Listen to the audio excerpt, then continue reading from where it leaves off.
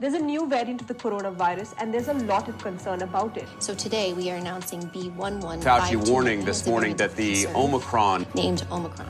Omicron B.1.1.529 variant, as it's become known, that began is classified as a variant of concern. जहां Omicron के 7 नए मरीज मिले हैं. All international passengers arriving from at-risk countries will have to undergo a mandatory 7-day institutional quarantine. Well, certainly there is a new variant that is now in South Africa, in the Gauteng province, that has some mutations that are raising. Hello, you all. It's 11 in the night. Tomorrow, Jocelyn and I, we have this flight. And there's absolute chaos happening in Zimbabwe right now because of this new variant of COVID.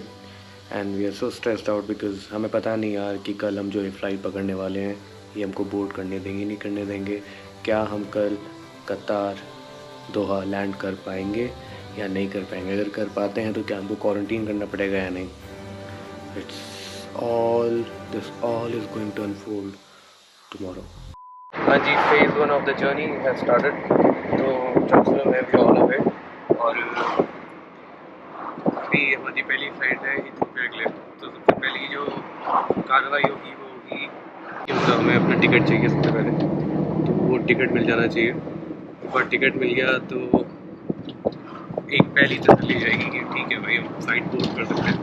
Flight board करना इस phase 1 and then the phase 2 will happen at Ethiopia and the last phase will be at Doha itself. So I hope this all goes smooth, fingers crossed, because चीज़ें बहुत बुरी हो रही हैं यहाँ पे, बहुत ज़्यादा.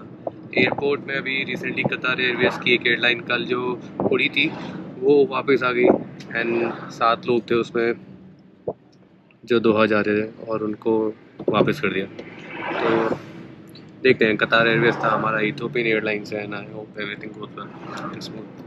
देखते हैं क्या होता है. सी यू सून. हेलो जी, तो जस्ट अभी जिम्बाब्वे इमिग्रेशन से एंट्री मिली है. बहुत सारी रिस्ट्रिक्शंस हैं यार.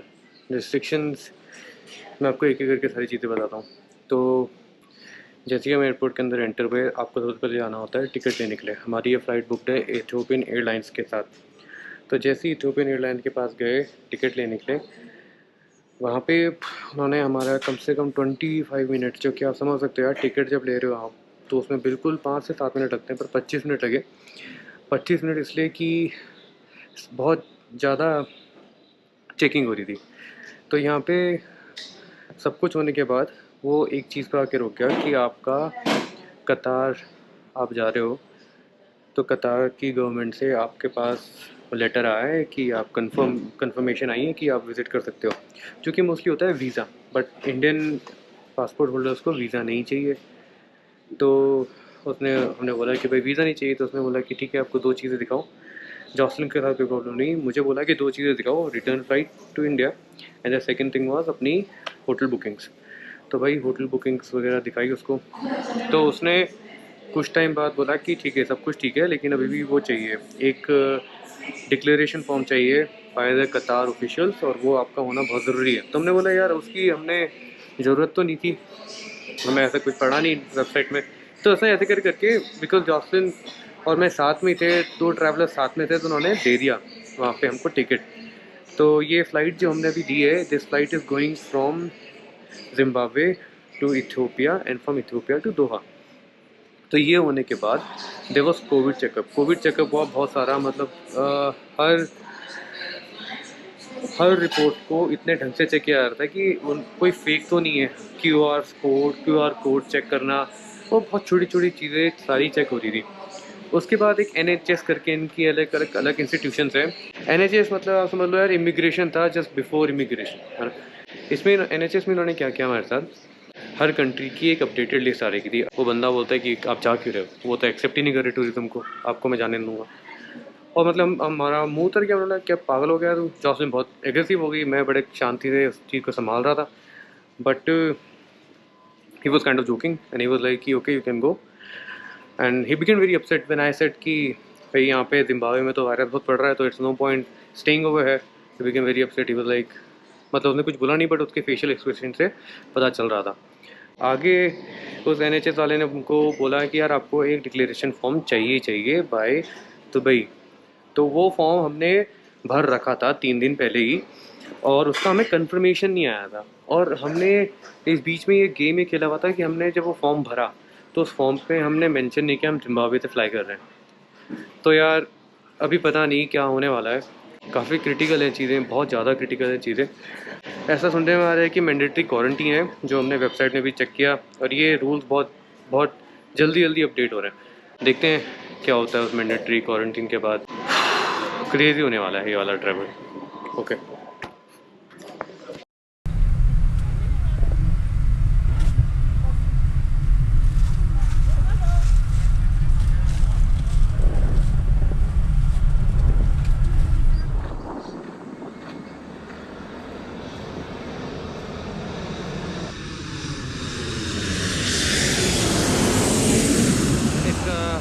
full of chaos here at the airport capital of Africa, Addis Ababa, Ethiopia. I see more than thousands of people, maybe around 10,000 people in this entire airport, struggling to get from one point to the other. It's complete madness, complete madness. बहुत chaos है यहाँ पे, बहुत ज़्यादा chaos. और हम अपने gate पे हैं यार, we are on time. तो let's see what's gonna happen, how things are gonna fold once we are at Doha. And I'm just wishing it to be all safe. There are fumes, news ऐसी आ रही है कि quarantine करना पड़ेगा, but I'm not really sure about it. तो देखते हैं यार कैसे जाता है. Fingers crossed. Again, phase 2 almost over, almost about to board. और बहुत रश सिचुएशन है.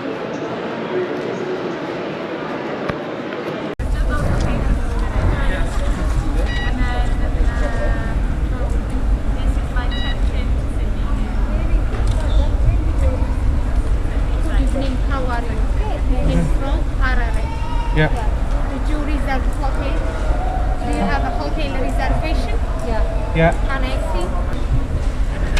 How many days you booked for? 7 to days, 7. Yeah. Okay, thank you.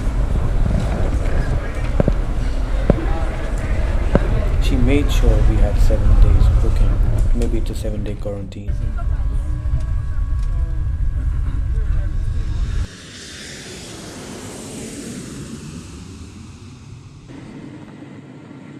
तो यार बड़े जद्दोजहद के बाद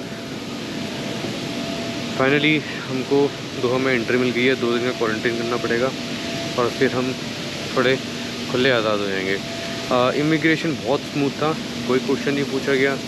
उसने ना मेरे से इमिग्रेशन में ख़ास तौर पे तो ना कोई होटल बुकिंग मांगी, ना कुछ फ्लाइट बैक मांगा, कुछ भी नहीं मांगा.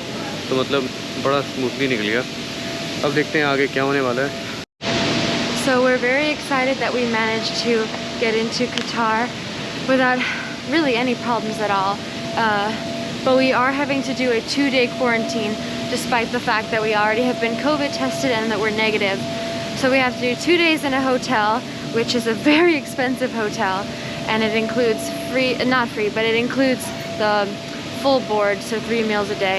I believe the COVID test is included, and yeah, 2 days basically where we cannot leave the room, and they're coming. It's like 4 in the morning right now, and as soon as we check in, they're gonna come and put the swab up our nose, test us again, even though we just got tested like less than 48 hours ago. Yeah, but it actually was a pretty smooth process. We were very worried because of the fact that we're coming from a red country. But luckily there was no ban against red countries. You just have to do the 2-day quarantine. And because we're vaccinated, we don't have to do 7 days. So the vaccination for the first time that we've been traveling actually helped us out in terms of immigration. So we're tired. We were very stressed out about this, but this is really exciting.